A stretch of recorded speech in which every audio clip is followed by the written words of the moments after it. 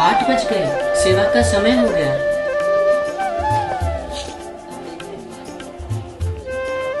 अरे सोहम, तुम नियम से उठकर तुरंत ही मोबाइल उठाकर बैठ गए। क्या यार, तुम्हें पता नहीं बापूजी मोबाइल का उपयोग करने को मना करते हैं। भाई, बापूजी मोबाइल का दुरुपयोग करने को मना करते हैं, जबकि मैं मोबाइल का सदुपयोग कर रहा हूँ सुप्रचार सेवा के लिए।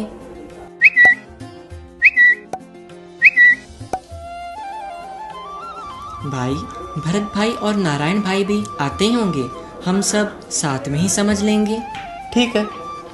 ओ हरिओम प्रावा, आगे गए। की हाल है? अरे नाश्ते में कई खमण ढोकला छे। अरे बैठो बैठो।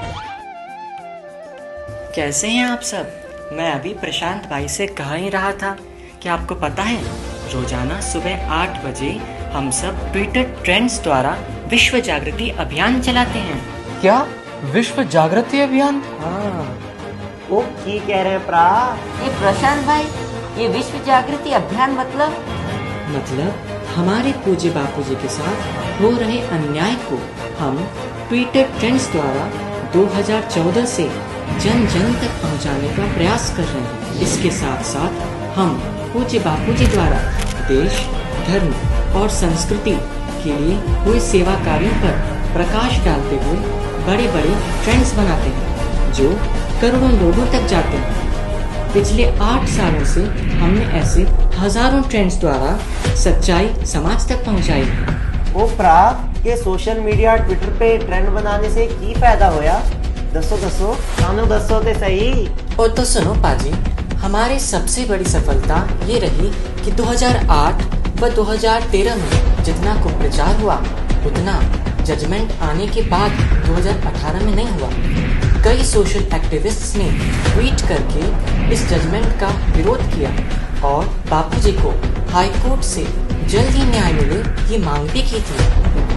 आज कई सेलिब्रिटी भी हमारा सपोर्ट करते हैं।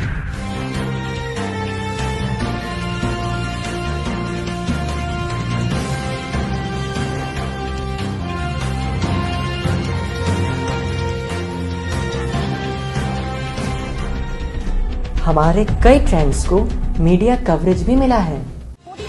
दुनिया भर में वैलेंटाइंस डे के तौर पर सेलिब्रेट किया जाता है, you know right. But here in our country इस दिन को लेकर एक अलग ही ट्रेंड चल रहा है और वो है #parents worship day on 14 Feb। इस हैशटैग पर लिखे ज्यादातर कमेंट्स आसाराम के समर्थकों की तरफ से। जेल में बंद आसाराम को बेल दिलाने की कोशिश भक्तों ने ट्विटर पर शुरू कर दी है। संडे से #bell on 7th Jan trend कर रहा है और इसके साथ ही #बापूजी भी ट्रेंड कर रहा है। आज नंबर 1 पर #bell on 7th Jan trend करता दिखा। साफ हो गया कि आसाराम के भक्त भी सोशल मीडिया पर खासे एक्टिव हैं। जितने भी उनके सपोर्टर्स हैं वो ये मांग कर रहे हैं कि आसाराम को जस्टिस मिले, न्याय मिले और उन्हें 7 जनवरी को जमानत दे दी जाए। पिछले साल दिसंबर में भी #WhySoBiased और बापूजी हैशटैग के जरिए आसाराम के भक्तों ने उनके सपोर्ट में ट्वीट किया था। एक नहीं, हजारों की तादाद में ये ट्वीट किए गए।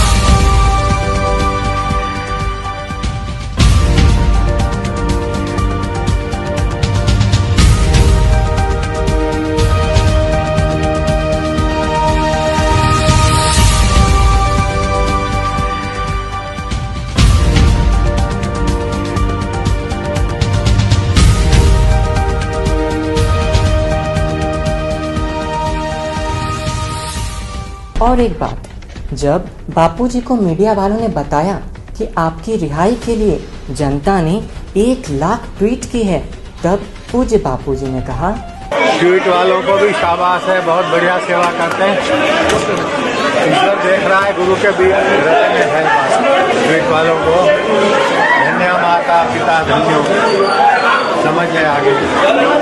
भाई और एक बड़ी बात बताऊं, अभी कुछ समय पहले पूज्य बापूजी का संकेत आया था कि संध्या में से 15 मिनट निकालकर सभी साधकों को सोशल मीडिया सेवा में लगाओ। हाँ, मेरे पास भी अहमदाबाद सोशल मीडिया डिपार्टमेंट से कई बार फोन आता है, बस 10 मिनट के लिए सेवा करो, पर जरूर करो। अरे दोस्तों, ये सेवा करने के लिए आश्रम की कोई भी दूसरी सेवा छोड़ने की आवश्यकता नहीं है। फेसबुक, इंस्टाग्राम, यूट्यूब आदि की सेवा तो आप दिन भर में कभी भी कर सकते हैं। सिर्फ सुबह 8 बजे की ट्विटर सेवा ही ऐसी है जिसमें हम जितनी अधिक संख्या में एक साथ सेवा करेंगे उतने लंबे समय तक हम टॉप ट्रेंड पर स्थान बनाए रखेंगे।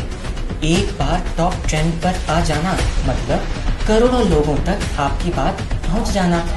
आज किसी भी सेलिब्रिटी, किसी भी नेता, अभिनेता के यूट्यूब चैनल, इंस्टाग्राम या ट्विटर आईडी पर जाकर देखो तो उनके मिलियंस में फॉलोअर्स मिलेंगे और हजारों की संख्या में लाइक्स और रिट्वीट्स होते हैं। लेकिन बापूजी के करोड़ों फॉलोअर्स होने के बावजूद भी आश्रम की साइट पर जाकर देखो कितने कम फॉलोअर्स हैं। आज हर साधक के घर में 3-4 मोबाइल होते हैं, तो क्या हम YouTube पर अपने आश्रम के चैनल्स को सब्सक्राइब नहीं कर सकते? अरे भाइयों, ये तो हमारा सौभाग्य है, हमें घर बैठे पूज्य बापूजी की दैवी सेवा में भागीदार होने का सौभाग्य प्राप्त हो रहा है। महात्मा बुद्ध के शिष्यों को देखो जिन्होंने महात्मा बुद्ध का प्रचार प्रसार भारत देश में ही नहीं अपितु चीन, मंगोलिया, इंडोनेशिया आदि बिल्कुल असभ्य और धर्महीन देशों में भी किया। सिर्फ गुरुओं के शिष्यों से हमें सीख लेनी चाहिए जिनके जीवन में कितनी कठिनाइयां आई होंगी। उस समय का जुल्मी शासन उनके खिलाफ था, लोकतंत्र तो था ही नहीं। उन्होंने युद्ध में अपने प्राणों का बलिदान दे दिया अपने गुरु के लिए। ये सब प्रसंग हमें सीख देते हैं कि हम भी अपना शिष्य धर्म निभाएं और सुप्रचार में कंधे से कंधा मिलाकर आगे बढ़ते जाएं। पूज्य बापूजी ने हमेशा 2 चीजों पर ध्यान दिया, एक सेवा और दूसरी साधना। सेवा और साधना का संगम कैसे हो? साधना को और सेवा को हकीकत में सेवा किसको बोलते हैं? जिसमें अपने स्वार्थ का वाहवाही का उद्देश्य न हो, उसका नाम है सेवा। और वो सेवा कर्म योग है। कर्म योग भी एक साधना है। जब करते हैं तो भक्ति योग हो गया, ज्ञान सुनते विचारते तो ज्ञान हो गया, लेकिन अपने हित का, अपने स्वार्थ का छोड़कर दूसरों के हित में, और वो भी भगवान और समाज को जोड़ने वाली सेवा, संत और समाज को जोड़ने वाली सेवा तो परम सेवा है। तो उस सेवा से कर्म योग हो जाता है। कर्म योग एक उत्तम साधना है। आज से हम भी सेवा में अपना संपूर्ण योगदान देंगे।